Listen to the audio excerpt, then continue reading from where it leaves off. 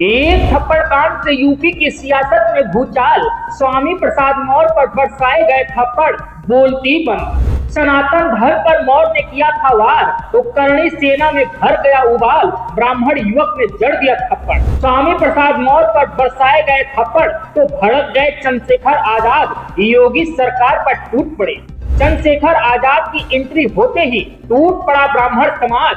पंडित विमल तिवारी की ललकार, कहा यह थप्पड़ नहीं बिगुल है क्रांति की शुरुआत। दोस्तों, उत्तर प्रदेश की सियासत में एक बार फिर सबसे बड़ा भूचाल आ गया है। इस बार की सियासत में जो चिंगारी फैली है वह सिर्फ एक तमाचे से। जी हाँ, वही स्वामी प्रसाद मौर्य जो कभी रामचरितमानस फाड़ते हैं, कभी सनातन धर्म को गाली देते हैं, कभी ब्राह्मण क्षत्रियों को निशाने पर लेते हैं। अब इन्हीं स्वामी प्रसाद मौर्य को जनता ने उसी की जुबान में जवाब दे दिया है। जवाब भी ऐसा कि पूरा मंच हिल गया, पूरा उत्तर प्रदेश दहल गया और सोशल मीडिया पर जैसे तूफान आ गया हो।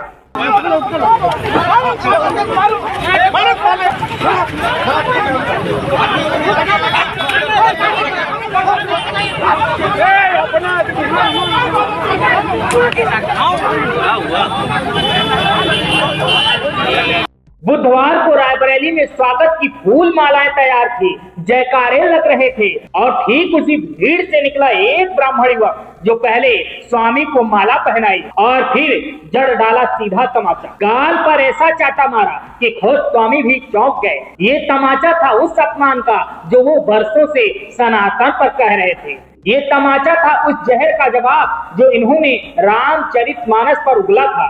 लेकिन बात सिर्फ थप्पड़ की नहीं थी। बात वहां से शुरू होती है जहां से राजनीति करवट लेती है। थप्पड़ मारने वाला युवक जब पकड़ा गया तो उसके खून से लथपथ सिर से बहता हुआ दर्द नहीं दिखा, बल्कि वो लहू बोल रहा था जिसे सुन सनातनियों का सीना चौड़ा हो गया। कहा स्वामी प्रसाद मौर्य सनातन का अपमान करते हैं, इसलिए तमाचा मारा। ये चेतावनी थी। युवक बोला, मैं ब्राह्मण हूँ, मेरी भावनाएं आहत हुई हैं और यहीं से उठ गया उत्तर प्रदेश में ब्राह्मण क्रांति का बिगुल। क्या कर रहे थे? सनातन का विरोध कर रहे थे। हमला किया तुमने? उन्होंने हमारे ब्राह्मण भगवान को गाली दी, गाली गलौज की कई बार उन्होंने राम का विरोध किया है। तो तुम विरोध के ऊपर तुमने हमला किया है? जी। क्या नाम है तुम्हारा? रोहित द्विवेदी। रोहित द्विवेदी घर कहाँ तुम्हारा? डी।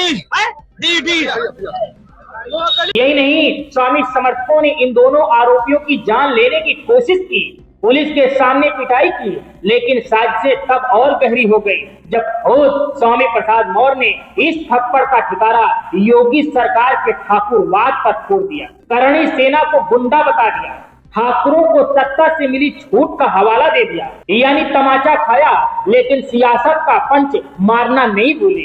खुद को शिकार बताने की कोशिश की, लेकिन जनता अब सब जानती है। योगी जी की बिरादरी से उनका ताल्लुकात है, इसलिए ऐसे गुंडे माफिया अपराधियों के खिलाफ योगी सरकार भी मौन है। उनको मौन स्वीकृति मिली है, सहमति मिल चुकी है और ठाकुर होने का एक लाइसेंस मिला हुआ है कि जैसा चाहो वैसा कानून तोड़ो। ये करणी सेना के लोग ऐसे ही व्यक्तित्व है जो उत्तर प्रदेश की कानून व्यवस्था को मिट्टी में मिलाने का काम कर रहे हैं। पुलिस की मौजूदगी में यह मारपीट हुई है। पुलिस यहाँ मौजूद है फिर भी मारपीट अब यही गुंडा राज है, यही जंगल राज है, यही उत्तर प्रदेश का जंगल राज आज सबके सर पर चल के बोल रहा है कि पुलिस की मौजूदगी में जब इन गुंडे माफिया अपराधियों के हौसले इतने बुलंद है तो गैर मौजूदगी में इनका नंगनाच कितना करता होगा इसका अंदाजा लगाया जा सकता है। क्या लग रहा है? और तभी मैदान में उतर आए चंद्रशेखर आजाद। ट्वीट किया, ये हमला लोकतंत्र पर है, विचारों पर नहीं। कड़ी निंदा की, पुलिस से सख्त कार्रवाई की मांग की। भीम आर्मी चीफ चंद्रशेखर आजाद की मामले में एंट्री होते ही ब्राह्मण समाज टूट पड़ा। परशुराम सेना के अध्यक्ष पंडित विमल तिवारी ने खुलकर मौर्य को ललकारा है। अपने फेसबुक पोस्ट पर लिखा, ये थप्पड़ नहीं बिगुल है, सनातन और ब्राह्मणों के अपमान का जवाब है। स्वामी मौर्य का जहर अब उन्हीं के लिए घातक बनेगा। एक रोहित द्विवेदी ने खुद लहूलुहान होकर वो आग लगा दी जो अब पूरे देश में ज्वालामुखी बनकर फूटेगी। यही नहीं, पंडित विमल तिवारी ने आगे और लिखा, क्रांति ऐसे ही शुरू होती है, ये सिर्फ शुरुआत है। जी हाँ, अब ये लड़ाई सिर्फ स्वामी मौर्य की बयानबाजी की नहीं रही, अब ये धर्म बनाम अपमान है, अब ये सनातन बनाम साजिश है, और अब ये चुप रह जाने वाला ब्राह्मण नहीं, परशुराम का वंशज बोल रहा है।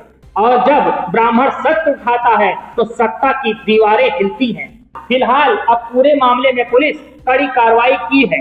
थप्पड़ मारने वाले आरोपी को न्यायालय के समक्ष पेश कर अग्रिम और कड़ी कार्रवाई की जाएगी। Bureau report, D K Tripathi, Saam TV digital, Uttar Pradesh. Subscribe करें साम टीवी, क्योंकि हम आ गए हैं अब आपके बीच, दिखाएंगे सत्ता के वादों और अपराधियों के एक एक कारनामे की हकीकत। और हाँ, अगर आपके पास भी हो कोई ऐसी खबर तो कमेंट करके हमें बताएं, क्योंकि बिना डर और दबाव के हम दिखाते हैं हर एक खबर डंके की चोट पर।